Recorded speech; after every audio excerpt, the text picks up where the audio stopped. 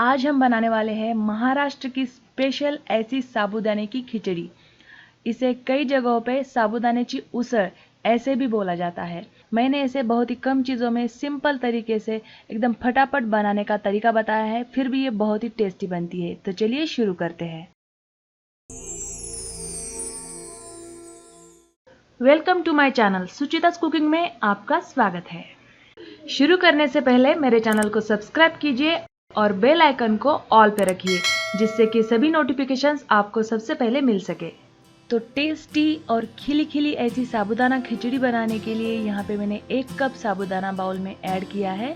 अब इसे हम साफ पानी ऐड करके वॉश कर लेते हैं। ये इंस्टेंट बनने वाला साबूदाना है, बारीक वाला है, आप चाहे तो मोटा वाला भी यूज़ कर सकते हैं। ये देखिए मैंने इसे वॉश कर लिया है। अब हम इसमें जस्ट ये साबूदाना डूबना चाहिए इतना ही पानी ऐड करके इसे हम भीगने के लिए छोड़ देते हैं। जस्ट ये 25 से 30 मिनट में भीग जाता है। ये देखिए 30 मिनट हो चुके हैं और हमारा साबूदाना बहुत ही अच्छे से खिला खिला और परफेक्टली फूल गया है। ये देखिए एकदम परफेक्ट है ये। अब हम इसमें भुनी हुई मूंगफली का पाउडर ऐड कर देते हैं। ये देखिए एकदम फाइन पाउडर नहीं है, थोड़ा सा दरदरा मैंने रखा है। अब हम इसमें टेस्ट के अनुसार नमक ऐड कर देते हैं और सारी चीज़ों को अच्छे से मिला लेते हैं। अब हम इसे साइड में रख देते हैं और अगली प्रोसेस देख लेते हैं। तो यहाँ पे मैंने एक मीडियम साइज का पोटैटो लिया है और इसके मैं क्यूब्स करने वाली हूँ। ये देखिए इस तरीके से।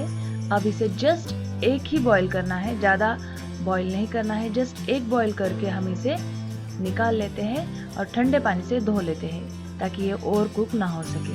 अब मैंने इसमें से सारा पानी निकाल के अच्छे से इसको ड्राई करके साइड में रख दिया है। तो यहाँ पे मैंने पैन में घी ऐड कर दिया है। अब उसमें हम मूंगफली को फ्राई करके लेने वाले हैं। अच्छे से क्रंची होने तक हम मूंगफली को फ्राई कर लेते हैं। मूंगफली हमारी क्रंची हो चुकी है। अब मैं इसे निकाल लेती हूँ और सेम पैन में जो हमने पोटैटो बॉईल करके रखे थे उसे भी हमें फ्राई कर लेना है। ये देखिए कितने सुंदर दिख रहे हैं। अब इसे भी मैं निकाल लेती हूँ और सेम पैन में कुछ हरी मिर्च और लाल मिर्च, उसी के साथ करी पत्ता ऐड करने वाले हैं। और इसी के साथ मैंने कुटी हुई हरी मिर्च भी यूज़ की है। तीखा आप अपने मर्जी के अनुसार कम या ज़्यादा कर सकते हैं। इसे अच्छे से चला लेना है। तो इसे जस्ट थोड़ा सा मैंने भून लिया है। अब मैं इसमें ये जो हमने साबूदाना को मिक्स करके रखा था उसे ऐड कर देना है और इसे अच्छे से चला लेते हैं।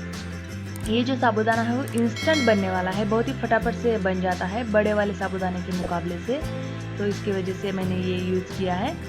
अब इसे थोड़ा सा हम चला लेते हैं और 3 मिनट के लिए ढक के छोड़ देते हैं। ये इंस्टेंट होने वाला साबूदाना है, इसे ज़्यादा कुक करने की भी ज़रूरत नहीं है, बहुत ही फटाफट से ये बन जाता है। तो 3 मिनट हो चुके हैं। अब हमारी खिचड़ी अच्छे से कुक हो चुकी है। ये देखिए कितनी खिली खिली बनी है। थोड़ा सा इसे चला लेते हैं। आप चाहे तो इसमें ½ टीस्पून जितनी चीनी भी मिला सकते हैं। अब गैस की फ्लेम को हमें थोड़ा सा लो रख के हमने जो मूंगफली और पोटैटो फ्राई करके रखे थे उसे ऐड कर देते हैं और थोड़ा सा इसे चला लेते हैं। थोड़ा सा मिक्स करने के बाद अब तैयार है हमारी बहुत ही टेस्टी और डिलीशियस ऐसी खिचड़ी। बहुत ही खिली खिली टेस्टी कलरफुल ऐसी हमारी साबूदाना खिचड़ी बहुत ही कम सामान में बनके रेडी हो गई है। जस्ट इंस्टेंट ये बहुत ही टेस्टी बनी है। तो तैयार है हमारी खिली खिली ऐसी साबूदाना खिचड़ी। व्रत में तो हम इसे बनाते ही हैं, लेकिन आप इसे बच्चे कभी कभी खाना नहीं खाते हैं या उनका वेट नहीं बढ़ता है, तो ये उसके लिए बहुत ही बेहतरीन ऑप्शन है। हमारी टेस्टी और डिलीशियस खिली खिली ऐसी साबूदाना खिचड़ी बनके रेडी हो गई है। टेस्ट आपको कैसे लगा मुझे कमेंट जरूर कीजिए। अगर आपको ये रेसिपी पसंद आई है तो इसे लाइक कीजिए, शेयर कीजिए और मेरे चैनल को सब्सक्राइब करना आप बिल्कुल भी ना भूलें। मिलते हैं अगले रेसिपी में। Thanks for watching and hit the like button.